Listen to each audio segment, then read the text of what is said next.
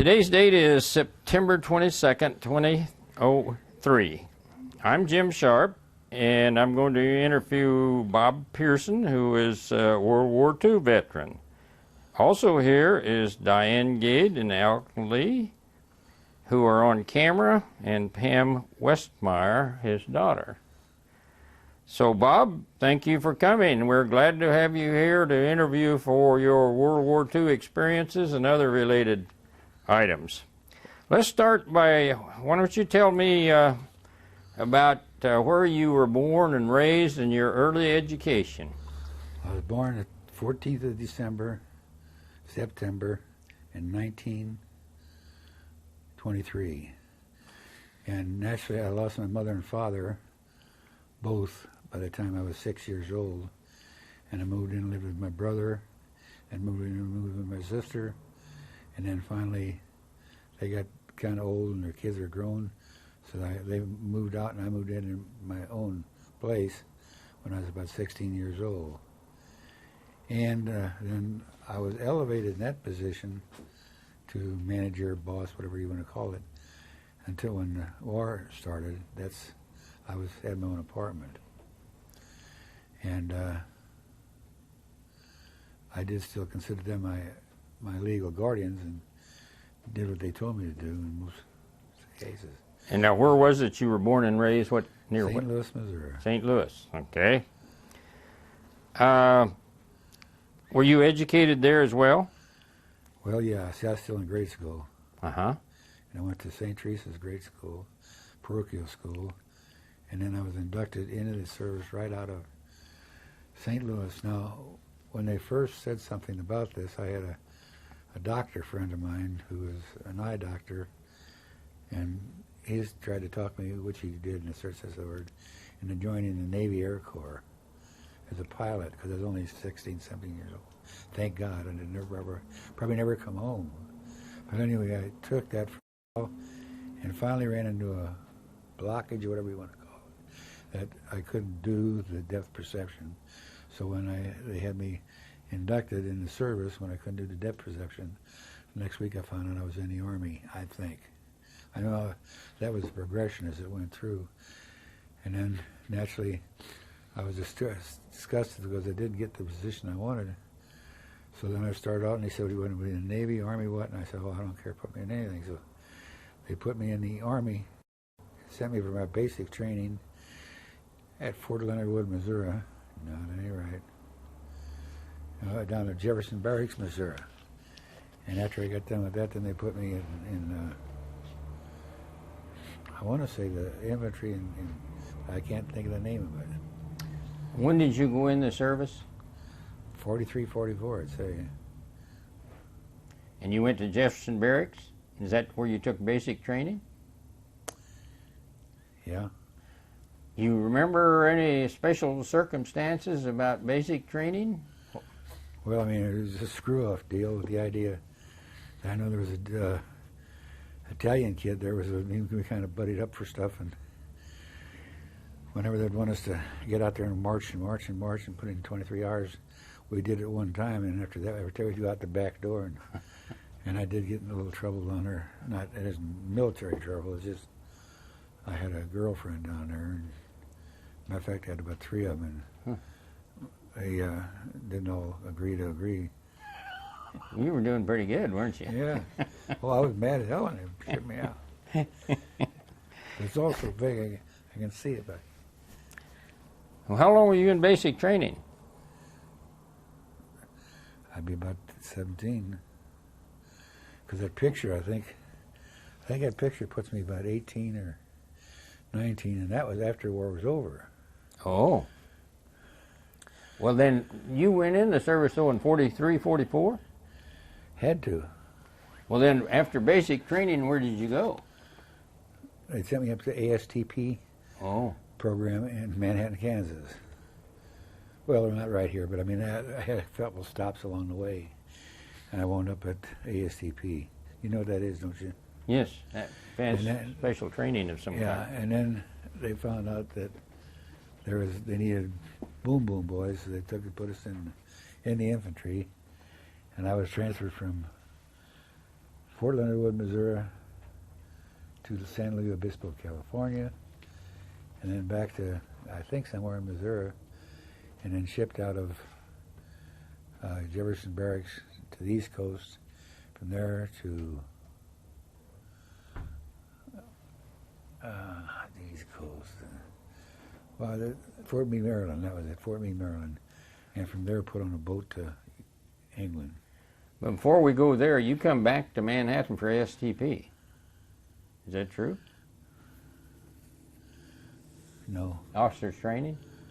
No. Well, in the Cadet Corps, but I don't remember ever serving in Jefferson Barracks, Missouri, until after we'd been overseas and back. I see. Well, then, after you, how much ASTP training did you have? 9 months. And was that here? Yeah. Was that K-State? As I remember, it was at K-State, and it was in 3-month deals. Mm-hmm. And actually, it sounds bad because it don't sound right, but I passed the 3 deals barely, because I was studying to be a doctor and everything you want to know. But it was a setup that if you failed your ASTB course, you stay here. Oh. If you failed, if you got it right, well, they went ahead and sent you on down the drain. Don't make sense, but that's what they did. So then what happened next? Well, then, if you remember, sometime in 35 or 40, in that period in there, that the Germans started getting their butt kicked by English, French, I don't know who it was. And then they just said all this preparation, because their preparation was like 30-mile hikes and walking over sand in California and just shooting guns and everything like that and just practicing. But then they just actually took us out of that division and set us up in this special recon, which was, I want to say like a repo-depo, but it really wasn't that, because I mean, I don't remember exactly what they took us in from Missouri, at Fort Leonard Wood, Missouri, and it seemed like the next place I wound up was on the East Coast for a very short time. And then, where did you go on the East Coast? Is that Fort Meade? Yeah. Fort Meade, Maryland, which means you're getting ready to go overseas, doesn't it? As a matter of fact, of course, these are stories I guess that maybe some other guys would like to hear, but when I left, I was broke when I left California to come to the East Coast, and we got on an airplane. We got on a train and drove across the country from San Luis Obispo to one I just told you, Fort Meade, Maryland. But then when I got there that night, I had been playing poker on the. I shouldn't be telling these, but oh yeah, poker. That's what this is for. On a train, and I think I started off with everybody there. They knew I was broke because I had a girl out in California I was trying to take care of and help a little bit in her studies, and then they put me in there whereby my first night in Fort Meade, Maryland, everybody was telling me about all the girls that were from California, from Fort Meade, Maryland, that worked there and stuff. So naturally we got dates with them. And right before we left, the night, that day, because we was only out there a couple, 3 or 4 days, they called us all and got us out in the middle of the deal and said, okay, we want you to know that is at 12 o'clock tonight, anybody is no longer absent without leave. You're AWOL, subject to persecution. And he said, that's what they're, well, in the meantime, I didn't hear that. And I was out somewhere in Washington, D.C., I think, if I was positive. And as I came back, the girl I was with got mad at me or something. I must not have done something right. And so she took off and left me here. I was on Fort Meade, Maryland, on a highway at 3 or 4 o'clock in the morning with a chance of being AWOL the next day. And fortunately, of course, the guys kind of knew me too, but when it broke up, I never forget that I walked into camp and there's a bunch of barracks and just plain old cots on them. And this one guy, just to be a joke, he went and laid down his cot and took his blanket and threw it up like that. Threw it back. Said, "Well, that's I had a good night's sleep. Let's get going." He didn't even worry about it. He didn't worry about it. Yeah. Well, you were getting ready to go overseas, and Yeah. it's a different era, wasn't Couldn't it? be much worse. Yeah. Well, okay. Now you're at Fort Meade, Maryland. You broken up with your girlfriend. You're back in your barracks. And what happens next? I don't remember that thing right in there because see, we broke up when because she went back to whatever, and I got on the boat. Where? And I want to say Fort Meade, Maryland. That's right on the coast. That was Yeah. I got on. I went to Fort Meade, Maryland, but where I embarked was at Boston. Now, I don't know where you embarked. Well, I don't no. think there was a harbor at Fort Meade, so it was somewhere in that area, Well, probably. I was going to say when we came back, we did hit somewhere other than Fort Meade, Maryland, which might have been Boston. If I'm not mistaken, it's right. I'm scared to say it. I bet it is, because that's the route that I took to go overseas. But anyway, do you remember the name of the boat that you got on? Yeah, I can't think of it. It's like something like Rosalie or something like that. It was one of the biggest. It didn't have arms for fighting on the water, but it was. Oh, I bet if I could see a list of them, I could pick it out. I mean, it's like Rosalie or some welcome note, but I can't tell you what it is. No. Do you know the date that you got on the boat? Well, Approximately? approximately would probably be around the 1st of May, Of 1943. 43. Okay. That might be. Well, See, I haven't got enough to put all this in. That's the trouble. It never fits in. sure. Well, then where did you go? To Southampton, England. Now, when you went overseas and you were on this boat, did your boat sail alone, or were you in a convoy? We started out alone, and as I remember that when we got, 3 or 4, they had a lot of torpedoes at that time.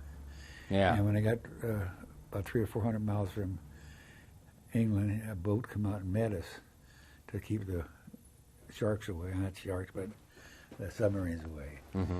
And we landed at Southampton, stayed there a day or two, then went on out in, well, see, there, you just wouldn't hardly keep track of where you'd go because you just put you over there. And England hell had socks on. I couldn't, my feet were freezing. But still we stayed there, and then we went from there, England, in a Repple-Depple. Is that right, Repple-Depple? Well, were you a replacement Yeah. for the infantry? Yeah, that's right. So there, I went from there to somewhere on the mainland, and then the next thing I knew, I was shipped up with a company, but I've been trying to think of the company's name, but I can't get it. I think I still traveled some at that time, not maybe long and way far, but well, naturally in England, you're 140 miles from something. It's like being 3,000 from here, and I was finally just picked. Me and about 4 fellows from the screw offs who from the got into the outfit, and they took us up and put us with the 101st Infantry, 26th Infantry Division. And if I'm not mistaken, they had 101, 101st, 4th, were the other two, 101, 104th, I think, were the other two regiments in the division. And it seemed like the 101st was the 3rd Division. What did I say, a 3rd? But they had a record of all their troops because they all came together from all the way up in the northeastern part of the United States. Oh, yeah. And you were a replacement. Right. Okay. So they wanted to get us just shot, I guess. Because it was You were replacing people and shot. Yeah. Now, did you join the Free 28th, 26th Infantry Division in England or Yeah. across the Channel? It was in the infant division Regiment. was 26th Infantry Division with the. Yeah, you were in the 26th, you were in the 328th Infantry Regiment of the 26th Yeah. Infantry Division, but when did you join them? Did you go across the Channel? 'Cause I remember the guy asked, you were laying around there, had too many possessions or anything at that time, and he just got a couple of us, took us up there and dumped us off. Now this was across the Channel? Oh yeah. So yeah, then you became a replacement for an injured or wounded soldier, and that's why you went through this Repel Depot. Yeah. So do you remember where you joined them? In France? Yeah. Where was that? No, I just asked me a question I could answer. France, because they were just kind of goofing around, and the next thing I knew, they split. There was Wilson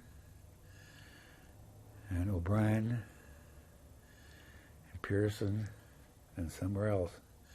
And I thought it might interest you. The second one I said, the one was named Wilson. He was a little older than the rest of us. I remember when they put up that movie not a year ago with Saving Private Orion. Well, in that movie, then where we were, they actually had people come up because this Wilson had 3 brothers that were killed. Hmm. And when they come up to get him, they just took them right out of the combat. Yes. But like I say, I'm so scared to say anything, but I know Wilson was with us for a long time. Mm-hmm. He was the old Kentucky dragger and was always making fun of him, pulling his leg and everything like that. Well, do you recall when you first had entered combat? Well, I can see a dirty, muddy field. And at this time, if I remember rightly, and I think I am, that the weather was ungodly. It was muddy, wet, soggy. People, I know a guy used to call, matter of fact, he's supposed to be a professional instrumentalist of some kind, and he couldn't even play and had his fingers shot off. It was just so cold he couldn't move them. And then we went out in small groups, and like O'Brien, Pearson, Wilson, and this other one, and we formed with a bunch of our own. I mean, just about 4 of our own. It was just kind of buddying around together with a primary objective. If we was in Germany and we took a town or something like that, we'd go through and see what we could find and steal out of it, the houses. They can't get me on that for... You were looking for souvenirs, huh? Yeah, oh, this junk. Matter of fact, my niece in St. Louis said that she's got a little gold watch. I gave her that picture. It must be gold because it's really heavier now. Most of it is junk. Yeah. I mean, it's Well, were you, when you first saw him combat, were you in France? I think so. You see, you're talking about how cold it was. Must have been the winter of 44, 45, which is a pretty severe winter, I know. Yeah, that's when they had the Battle of the Bulge. I remember that now. They had snow and stuff like that, quite a bit of it. And you see, I noticed you have 3 battle stars, so... That's the time that evidently I spent some time Yeah. in that area. You know what those represent? I know what they represented, but I don't know what they for. Unless it'd be on NOAA, because we took it off of there, I guess. Well, I bet you that they're the same as mine. I've got 3 battle stars about the same time you were there, and check and see if would have been the same for you. The Ardennes, which is commonly called the Battle of the Bulge. Right. And Rhineland, which is the Rhine River and Remagen Bridge. I was there. And Central Europe, which took you from the Rhine almost to the Elbe River. I think you're right. And so you got the same battle stars as I. Now, why don't you tell us about your Purple Heart? What happened? Well, we were shooting, not me, the other guys. We're shooting at these different fields with small rather small projectile. And well, everybody's looking for a place to hide. So I went to this, it was actually, as I remember, a stone and a not concrete, there was a stone building there. And I stayed beneath the lip on the building because I didn't want to get hit. And on using this as an example, like I was laying down here at the projectile, or whatever you want to call it, went right through there, hit some open area, and then buried itself in this wall over here. But then it hit part of my eyeball was hit. And it didn't hurt that bad, and I didn't mind it. And so I went 3 or 4 months before I had it fixed. But I never did bother with it because it wasn't hurting me. And then I finally went to it. Now this is why I'm trying to keep away from this, because I know you're going to ask this. They put me in a France hospital at the close of the war, and I have no idea what it is or the date. Well, now I just know that Pardon? had lots of French girls. Oh, yeah. Well, you got along pretty good with the girls, it sounds to me like. Well, now, when did this injury take place? You know about when that was? Was this during the Battle of the Bulge, or do you remember where it took place?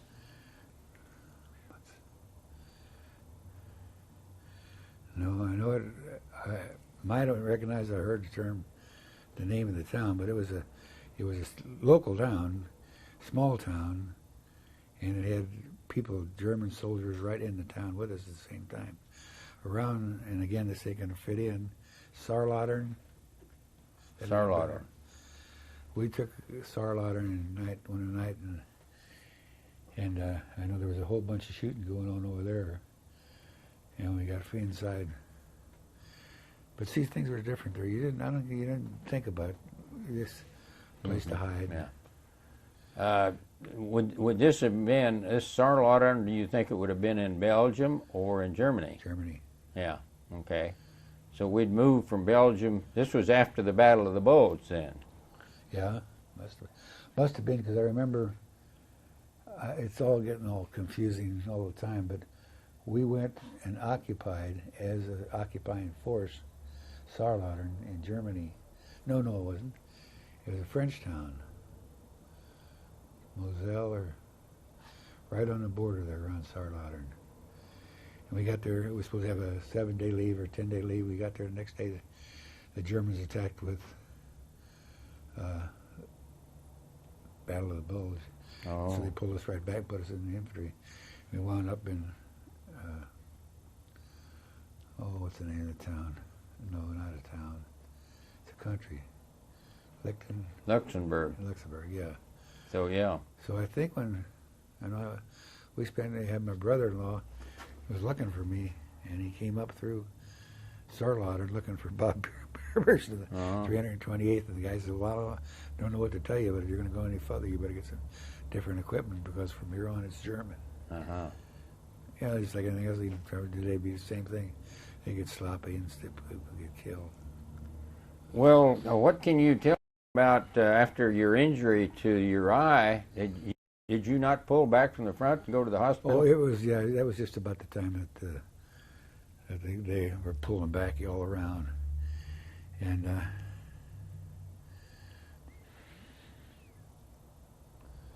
I don't remember how or where, but I know that shortly after, around about the time my eye was working on, but I can't remember dates or where it was, that I caught a leave to Nice.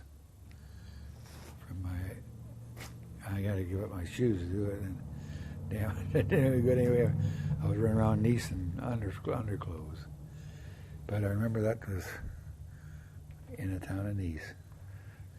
Now, what hit your eyeball? Was this artillery or rifle? I think I don't think they didn't call it artillery search. I think they just called it a piece of shrapnel, maybe? Yeah, that probably has that. Yeah. Well, does it affect your eyesight today? Oh, I've had some work on my eye over the year, but nothing you know, like I keep saying, I didn't do anything. I didn't get anything. I'm just trying to help you guys out. Well, it looks to me like you did some things. If you take a look at all the medals you got there.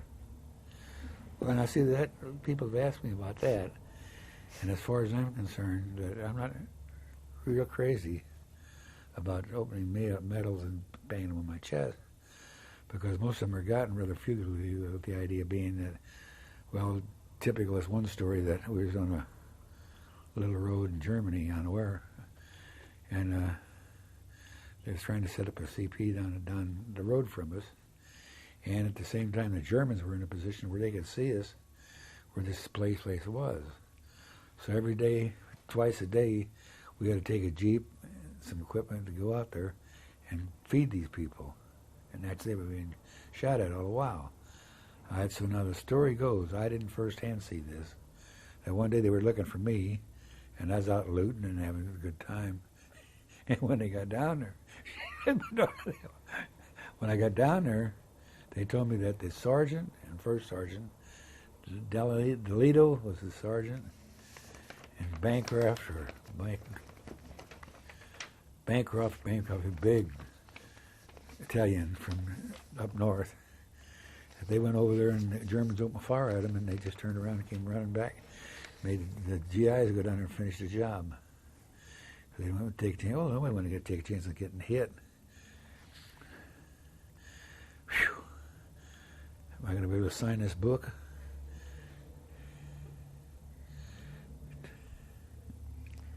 Well, did you feel a lot of pressure and stress when you were on the front lines? Fear? Or how did you feel? No, I guess it's so hard to say her so bad, but I think what it all amounts to is the fact that it was a job you had to do, and you went ahead and did it. Mm-hmm. Well, after you were wounded then, and what happened? Well, as I said, that was about the time when they left Germany and was pulling out. You mean the war was over now, or? No, but it was just about over, and the troops, or some of them were going home, and remember, do you remember you had to have so many points? Yeah. So that's what got me a Purple Heart, because when I had to get them points, so I had to go and tell them I had a Purple Heart, so I get extra 5 points to take them home. And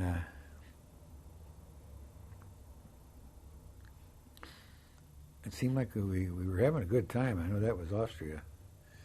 And we stayed in barracks and stuff like that and just running around playing around. And they put us on a boat because we were more or less headed for Japan. And of course, that's when the atom bomb hit and they just turned us loose.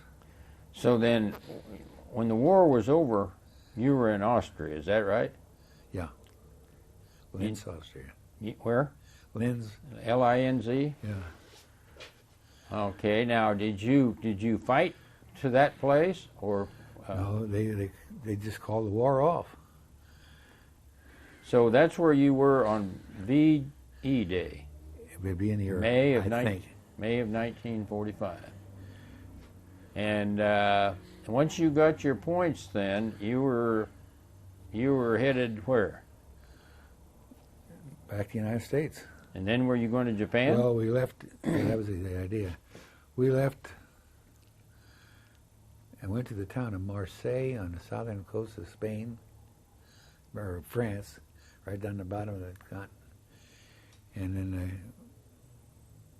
put us on a boat and took us to, I think it was the United States, and we got the boat at, like I told you, at Eastern Coastern Town.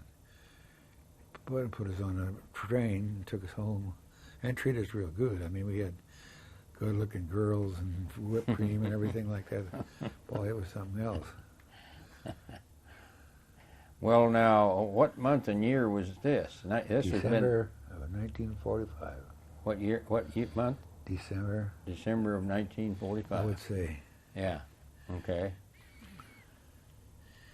Yeah, I feel funny telling a story like this with the idea that so many things happen. Yeah. Like him and different things, and after all, 50 years is a long ways back. Yes, it was a long time. And it'd be different if, again, See, a lot of kids, we should have saved that thing. I don't know, I'm sure it's not down there. Because that tells you know how many kids got hit and everything like that. And naturally we did have, we lost the driver for the colonel that ran our... Yeah, we're going to get to that now. Tell me, did you keep a personal diary? No. Have anybody interviewed about your history? No. Uh, Just bully shit like we did. You know, just talking about it. And you've kind of explained your Purple Heart and how you got that. That was the injury to the eye, is that right? Did you get hit any other place besides the eye? I don't think so. Okay. Hell, that might not even been a figment of my imagination. I don't think so. I don't think you'd have a Purple Heart if that was the case. Well, that's and what you wouldn't have got your points either. That's what I thought about it, too. Yeah. So you were on VE Day, you were in Linz, Austria. Is that right? When the war ended? No. I was right down there, but I was in the town of Vlachovo Brezi, Czechoslovakia. I'd gone through all the different countries and touched them. Now, why I remember Vlachovo Brezi, I can't tell you. How far is that across the border of Czechoslovakia? You know, is that in the old Sudetenland? Yeah. It wasn't too far. You weren't too far from me. I was in Sangerberg, Czechoslovakia when the war ended. I was in the 1st Infantry Division. Well, then, once the war ended, you got your points, and you headed home. Did you come home via ship? Yeah. Yeah, we was worried. We didn't, actually none of us were crazy, but because we liked Europe, I guess, about getting on a boat and going to Japan. Because there was a time I think most of us felt that we'd done our share, let somebody else try the rest. But naturally, in them days when you needed men, they didn't give a damn if you was Army, Air Corps, or anything. They just pitch you on a boat, sent home. Mm-hmm. Okay, now, so what happened next once you got back to the States? Well, it seemed like I hit somewhere up around Fort Meade, Maryland, or up in that area. And they gave each one of us a big old chocolate bar. And I'm not sure about that. It might have been a soda or something. And then we each had our barracks bag, and he put us off with the barracks bag, and that in Boston, Massachusetts, I guess. Would be. And then from there we went down to, and was discharged right there and sent from New York. I'm not exactly sure on this, then on New York and and I went home on a train by myself. Did you go through Camp Kilmer? Don't remember. A lot of people did when they went to New York and coming home. They hit Camp Kilmer, and from there that's what I did. Took a train to Fort Leavenworth. I don't remember Kilmer. Now, of course, there's been a lot of war movies and stuff about Kilmer too. Where were you discharged? What? Jefferson Barracks, I'm pretty sure. Jefferson. That's the same place you went in then. Yeah. That's That's the same with me. I have St. Louis as my residence. Yeah. Well, let's see now. So you were discharged what month and year? Well, they have it on I want to say 45. March of 45. Well, it must have been March of 46 maybe, because you said you got on you left there in December of 46, didn't you? Yeah, it was the first part of the year. Yeah, so you must have been discharged in March. I remember, maybe it'd help you, but we were paid with gold certificates for dollar bills. Oh. Could have saved them. Huh. Mm-hmm. So then, once you were discharged, where did you go? And what did you do? Back to St. Louis. And I moved in with my brother and sister-in-law. And didn't know what I was going to do, but I had some credits coming from when in the Army when I was in college, and so I went up and talked to them about Kansas State University because that's where I'd gotten them. And they said something about that could get these credits. So I turned around and said, well, sign me up and I'll till something gets going. And I walked down the street and there was about 8 or 9 Alpha Z Deltas standing there. When they saw me, they said, Bob, you're back. And I said, yeah. I said, you coming to school? And I said, no, I'm going to Missouri. He said, I'll come on up here. So I went back in, signed up again, fought for the one that where they knew me. And then the next thing I knew, went home, got my clothes, moved out to Manhattan, Kansas. And again, it was a sign of the beginning of the semester. But I thought that was 45. Well, I would swear. Could have been. So you come to K-State, you signed up, you went to college. What was your degree in? Well, when I got all done, I still don't understand it because I got a pamphlet to that a bit. But I got a BS in business administration and accounting. And then about a year or 18 months later, how that happened, I don't know. I got another degree as a, what do you call it, advanced degree. Master's? Master's. And was that in business as well? Business and econ. Oh, yeah. So then after you graduated, what happened?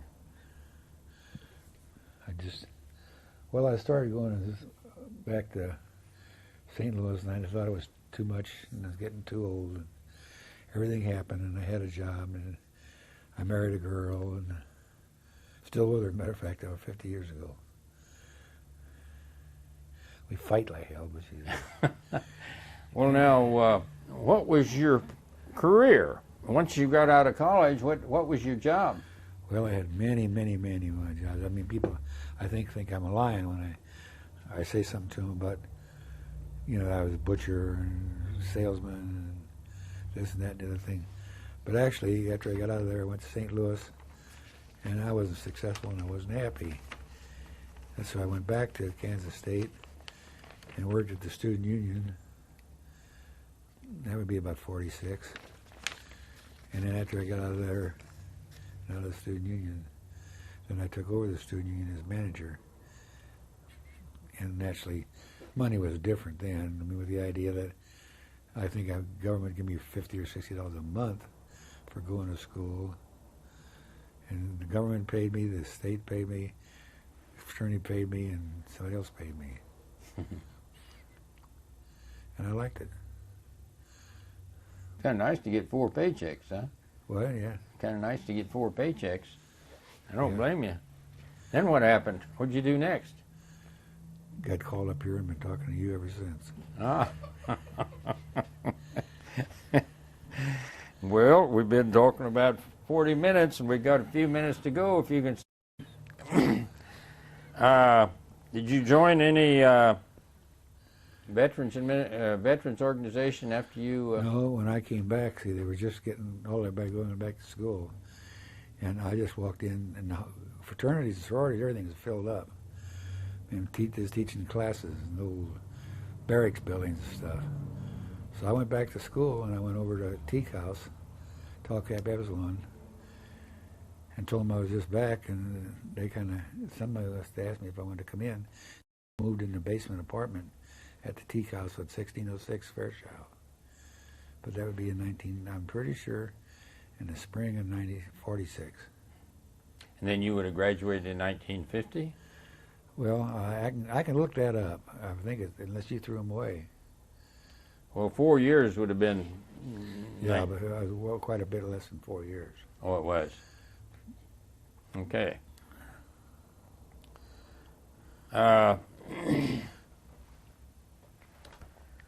What did you most like about the service? Getting out. No, I wasn't a good soldier, and I felt that other methods of doing things, I guess I'd have been up there with Audie Murphy shooting my ass. I would have been a hell of a lot better, but I didn't feel I did enough. But still, I didn't want to volunteer and do something stupid, like pee in my pants. What about your, what did you most dislike about it?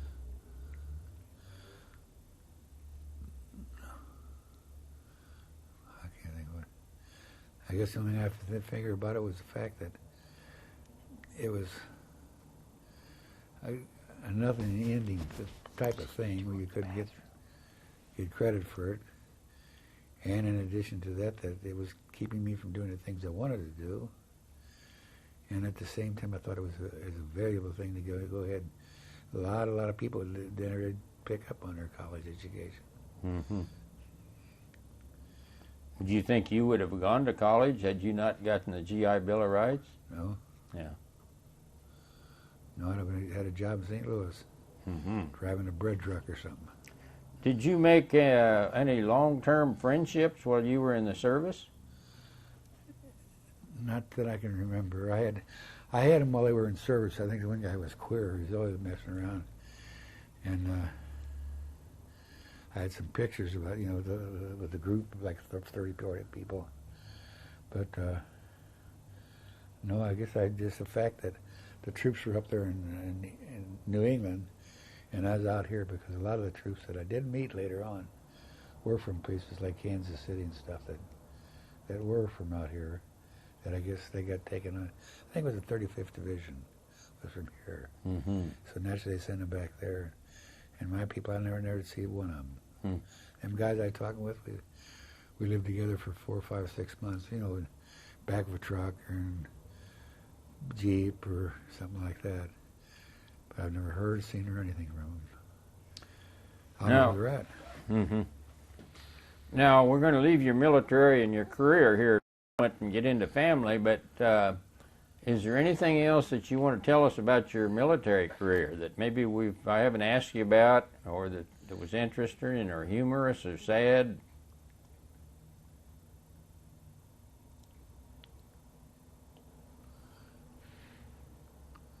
I guess I didn't want to take that attitude. That's why I didn't do it. But,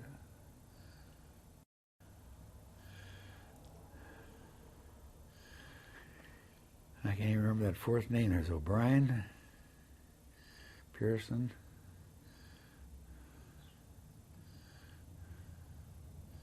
One of them, and another one of my real close buddies in there, but I can't tell you his name. But he was a lawyer from some big shot firm in East School.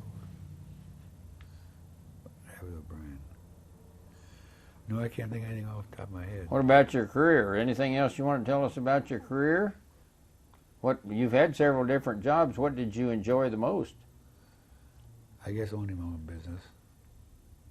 I had places where, like at Kansas State University, I used to supply them, not all the time now, I mean once in a great while, but with beef for the football players. And of course they only had about 2 football players at that time. And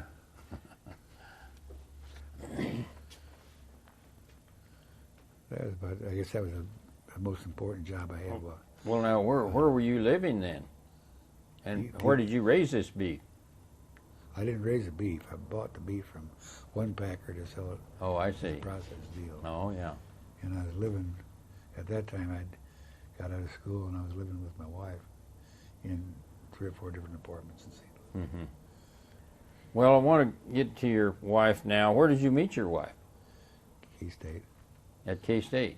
Well, what the deal was, she was in a fashion show or something like that, and I had a date for that night. She came through the line, looked pretty good, so I thought, well, hell, I'll just switch around. And I shouldn't have done that. Well, you are going to tell some stories about your young life. Well, they've already interviewed me. I'm not sure what they've got out of me here. Well, you've been married quite a few years. 47, I believe. 47 years. What year were you married?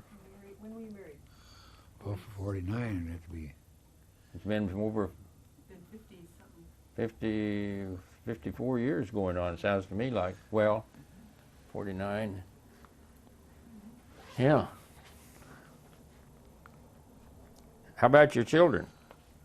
How many kids do you have? We didn't have any kids. Didn't have any kids.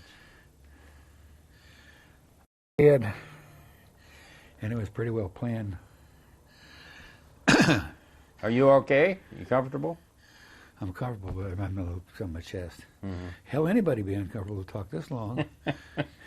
We'll close it off here just a little bit. When you get through with your family, why? Okay, well, I was the luckiest guy in the world. And I'm not saying it because one of my kids are sitting there, but that's the way it worked out. It, you know, a lot of times people get kids and they give them an automobile, give them this, give them that, and give them everything else. And I, in turn, had set my goals.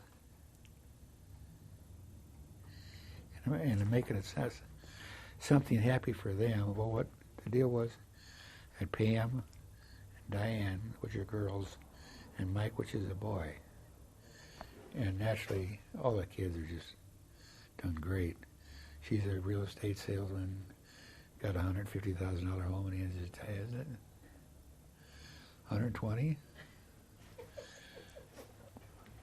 And she's got a daughter that's really a beautiful little girl. She's graduated from college already. And my son's got a boy who's in the process of graduating from college, and he married money on top of it. Who am I left? Mike. Oh, and my other daughter is her master's degree. No, excuse me. Her doctorate from Washington University as a teacher and stuff. So basically, they're all doing good. No deaths, shootings. The only one that's had trouble was me. I was all set to retire and I had nothing to do. And I got a case of cancer, and then went a little further and got what the hell have I got besides cancer? Do you know?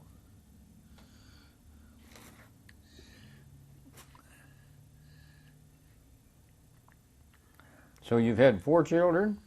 3. 3 children. 2 boys, 2 girls, and a boy. Yeah. How many grandchildren? 2. And 2 grandchildren. 1 boy and 1 girl. Uh-huh. It sounds like all of them's doing okay. All right. Are there anything else? Any items that we've overlooked about your family or about your background that you want to tell us about? I guess the only thing I can say is that if something comes up, I can bring it up again. See, because I feel maybe I am goofy, but I don't feel that I've been down like her father-in-law. Now, he got a bullet through his shoulder or something like that. And I don't feel like I did as much or was as complicated as he was. And he's got a deal on his car, lets him, park free and stuff like that. But I kept telling Pam, I can't do this, I can't do this. And even when I'm telling it, the stories are real. Sure. But at the same time, they might not be real in somebody else's eyes. Well, now, is there anything else that you want to tell us about your awards over here? Your battle stars, your Purple Hearts, your combat infantry badge? No, because see, again, when I came home from the Army, I had a bunch of medals stuff through. Oh, I had all kinds of German medals and Luger guns and automatic rifles and anything I could get my hands on. And I had this thing set laying around with it just all for free, with no medals at all. Never was intended to do anything about it. And naturally, the Marines saw it, and I mean, rightly so. He should, because if it's a business. And he borrowed these from me without me knowing it. And naturally, that was just a picture. And he asked me what outfit I was in, mailed off for them. And of course, this is a pretty good one too, guys. So actually, this medal, these medals, I don't know here. But I mean, it's nice for show. Sure.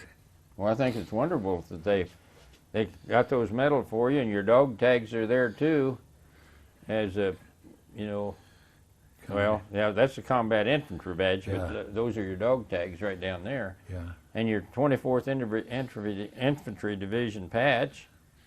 So it's a nice display. Well, is there anything else that you might want to talk about that I haven't asked you about? How old is your wife? Well, She's older, no, not quite as old as I am. Well, one thing I was thinking about, if you got this situation halfway going, there must be, and it's going to be over in about 10 years, you ought to try some way to get these, put these Yeah. together. Yeah, I've got that. I didn't bring it here, but I do have that displayed. And I think it's real nice. Well, Bob, we certainly appreciate you coming here and telling us about your background and your history, and we're going to give a tape of this to the National Archives. We're going to give a tape to the Riley County Historical Society, and if you'll wait around for just a minute or so, we will provide a tape for you, for your family and your kids and your grandkids. Yeah. So, thank you for coming. Appreciate it. It puts you in a funny position when you